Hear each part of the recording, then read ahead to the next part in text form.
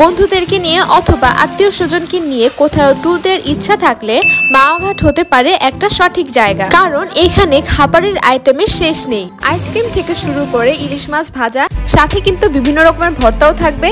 এর পাশাপাশি আরো আছে মজাদার চিকেন কাবাব। কি নেই এখানে সেটা বলেন, খাবারের আইটেমের এখানে কোনো কমতি নেই। কম খরচে কোথায় আমরা কি কি খাওয়া দাওয়া করলাম আজকের ব্লগে সেটাই আপনাদের সাথে শেয়ার করব। প্রথমে এসে আমরা একটু হালকা পাতলা খাবার খেলাম। এসে দেখতে পেলাম মামা আলুগুলাকে সুন্দর মতো ফ্রাই করছিল, অর্থাৎ পটেটো চিপস বানাচ্ছিল। একদম গরম গরম এই পটেটো চিপসটা আমার কাছে অনেক বেশি ভালো লেগেছে, কারণ এই পটেটো চিপসটা অনেক বেশি স্পাইসি ছিল, একটু ক্রিস্পিও ছিল এবং ক্রাঞ্চিও ছিল। তাই সবাই একবার হলেও ট্রাই করে দেখতে পারেন। মাওয়া ঘাটে আসলে আমার এই দুইটা খাবার না খেলে হয় না। প্রথমটা হলো চিকেন কাবাব আর হচ্ছে ইলিশ মাছ ভাজা। এই মামার দোকানে প্রথম দিকে অনেক বেশি কাস্টমার ছিল, অনেক বেশি ভিড় ছিল। তো আমরা ভাবলাম যে এই মামার চিকেন কাবাবটা আমরা একটু ট্রাই করে দেখি। যখন জায়গাটা একটু নিরিবিলি হলো আমরা এখানে বসে পড়লাম। এই জায়গাটা একটু নিরিবিলি ছিল এবং সামনে এত সুন্দর একটা ভিউ, সেটাও দেখছিলাম এবং সবাই মিলে আড্ডাও দিচ্ছিলাম। এরই মধ্যে আমাদের খাবারও রেডি হয়ে গেল। মাওয়া ঘাটে আসলে কাবাবের দোকানের কোনো শেষ নেই। প্রতিটা দোকানে কাবাবগুলোকে এত সুন্দর ভাবে প্রেজেন্ট করা হয়, দেখলে কিন্তু খেতে ইচ্ছে করে। পরে দেখা যায় যে কাবাবের টেস্ট অতটা ভালো না, জাস্ট দেখতেই সুন্দর কিন্তু খেতে ভীষণই বাজে। তবে এই দোকানের কাবাবটা আমার কাছে অনেক ভালো লেগেছে। তারা কাবাব সার্ভ করার পর আমাদেরকে আস্ক করছিল যে আমাদের কোনো কিছু দরকার হবে কিনা। পরে আমরা একটু মশলা চেয়ে নিলাম। এরপর এটা দেওয়ার পরে এই কাবাবের টেস্টটা আরো বেশি বেড়ে গিয়েছিল, আমার কাছে সেটাই মনে হচ্ছিল। এই খাবারটা খাওয়ার পর দেখলাম যে একদম মাংসের ভিতর পর্যন্ত মশলা গিয়েছে, মাংসের ভিতরটা কাঁচা কাঁচা ছিল না। তো আমার কাছে তো এটা খুবই ভালো লেগেছে। এটা সুন্দর করে ফ্রাইও করা হয়েছে। তাই এখানে আসলে এই মামার এই কাবাবটা আপনারাও ট্রাই করে দেখতে পারেন। কাবাব খাওয়ার পরে এখানে অন্যরকম একটা আইটেম আমি ট্রাই করে দেখলাম। আমি নর্মালি এই ধরনের আইসক্রিম গুলাকে অ্যাভয়েড করে থাকি, কারণ অনেক রকমের রং ব্যবহার করা হয়, তবে ফ্লেভার আমি একই রকমের পাই। তবে এই আইসক্রিমটা ছিল একদমই ডিফারেন্ট। আমার সাথে আমার যে ভাই এসেছে সে বললো যে এখানকার আইসক্রিম একবার ট্রাই করে দেখ, তার কাছে নাকি এই আইসক্রিমটা অনেক বেশি ভালো লাগে। আমি দেখতে পেলাম মামা এখানে কাঁচামরিচ দিয়ে সাথে সামান্য একটু চিনি আর হচ্ছে বিট লবণ আর কি কি উপকরণ দিয়েছে সেটা আমি জানি না, অনেক রকমের জিনিস দিয়ে এই আইসক্রিমটা বানাচ্ছে। তো এই প্রথমবারের মতো এরকম অদ্ভুত রকমের আইসক্রিম বানানো দেখে আমি প্রথমে একটু চিন্তায় পড়ে গিয়েছিলাম যে এটার টেস্ট আসলে কি ভালো হবে নাকি হবে না। যতক্ষণ ধরে মামা এই আইসক্রিমটা বানাচ্ছিল ততক্ষণই আমি দাঁড়িয়ে দাঁড়িয়ে দেখছিলাম যে সে কি কি করছে, এবং এটা বানানোর টেকনিকটা আমার কাছে খুবই ভালো লেগেছিল। তো এখানে বরফটাকে আইসক্রিমের শেপ করে নেওয়া হলো। এরপর এক এক রকমের ফ্লেভার এখানে অ্যাড করা হচ্ছে। অনেক রকমের ফ্লেভার আপনি চাইলে অ্যাড করতে পারবেন আপনার মন মতো। তবে আমি বলে দিয়েছিলাম মামা আপনার যেটা ভালো মনে হয় আপনি সেটাই করেন। কিরকম ভাই, কিরকম তোমার চেহারা দেখলে বুঝে যেতেছে ভাই।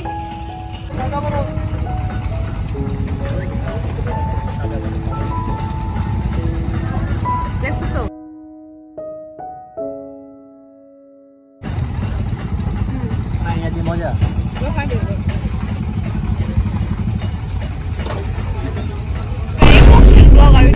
কি সুন্দর মতো ক্যামেরা অন আছে, কোনো সমস্যা নাই। তো হালকা পাতলা খাওয়া দাওয়া করা তো শেষই, এখন আমরা চলে এসেছি ইলিশ মাছ ভাজা খেতে। মাওয়া ঘাটে এসে যদি ইলিশ মাছ ভাজা না খাওয়া হয় তাহলে মাওয়া ঘাটে এসে কোনো রকমের মজাই নেই। আর মাওয়া ঘাটে ট্যুর দেওয়ার কথা কেন বললাম সেটাও এখন আপনাদেরকে বলবো। যদি আপনারা কম খরচে একদম ভরপেট খাবার খেতে চান সকলে মিলে, অর্থাৎ আত্মীয় স্বজন অথবা বন্ধু বান্ধব মিলে, তাহলে এই রেস্টুরেন্টটা আপনাদের জন্য বেস্ট অপশন হবে। এর আগেও আমি মাওয়া ঘাটে একটি ব্লগ করেছিলাম এবং এই রেস্টুরেন্টের খুবই প্রশংসা করেছিলাম। আমরা এখানে একবার এসেছিলাম, এটা হচ্ছে আমাদের সেকেন্ড টাইম আসা। আমরা টোটাল 4 জন মাওয়া ঘাটে এসেছিলাম, তাই আমরা মাঝারি সাইজের একটা ইলিশ মাছ অর্ডার দিই। এর আগের বারও এই মামাটা আমাদেরকে ইলিশ মাছ বাছাই করে দিয়েছিল এবং এইবারও এই মামাই আমাদেরকে একটা ভালো ইলিশ মাছ বাছাই করে দিল। যেহেতু আমরা মাঝারি সাইজের ইলিশ মাছ অর্ডার দিয়েছিলাম তাই মামা বলেছিল যে এটার পেটে ডিম হবে না, কিন্তু এই মাছটার পেটে ডিম ছিল। সেটা দেখে তো সবাই অবাক হয়ে গিয়েছিল।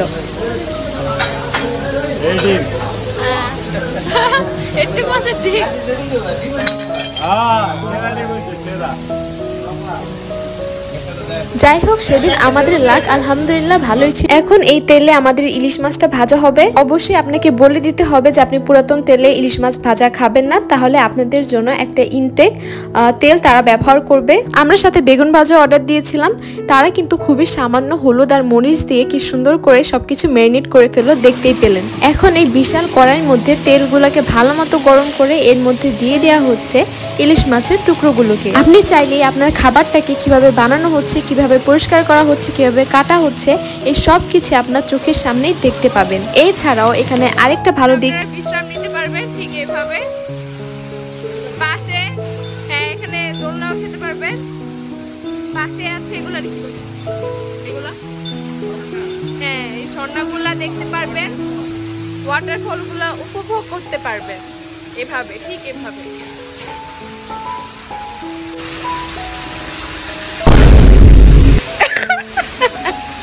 এখানে ইলিশ মাছের যে লেজ আছে সেটাকে ফ্রাই করে তারপর এটাকে সুন্দর মতো ভর্তা বানানো হবে। তো খুবই অল্প সময়ের মধ্যে ইলিশ মাছ ফ্রাই করা হয়ে গেছে এবং এর সাথে শুকনা মরিচ আর পেঁয়াজও ভেজে দেওয়া হচ্ছে। আমরা সবাই একসাথে টেবিলে বসে গল্প টল্প করতে না করতেই দেখতে পেলাম আমাদের খাবার একদম গরম গরম আমাদের সামনে সার্ভ করা হচ্ছে। তো এখন দেখাই আমরা কি কি খাবার এখানে অর্ডার করেছিলাম। তো প্রথমেই যে খাবারটা দেখতে পাচ্ছে সেটা হচ্ছে বেগুন ভাজা, উপরে দেয়া হয়েছে পেঁয়াজের বেরেস্তা আর হচ্ছে শুকনা মরিচ ভাজা, আর সাথে আছে একদম গরম গরম ইলিশ মাছ ভাজা। এর পাশে আছে সালাদ মাখানো এবং পেঁয়াজ ভর্তা। এখানেই কিন্তু খাবারের আইটেমের শেষ না, বরং এখানে আরো দেয়া হয়েছে লেজ ভর্তা, সাথে আরো দেয়া হয়েছে গরম গরম ভাত আর হচ্ছে গরম গরম ডালও। তো এখানে আমি আমার প্লেটে গরম গরম ভাত নিয়ে নিচ্ছি।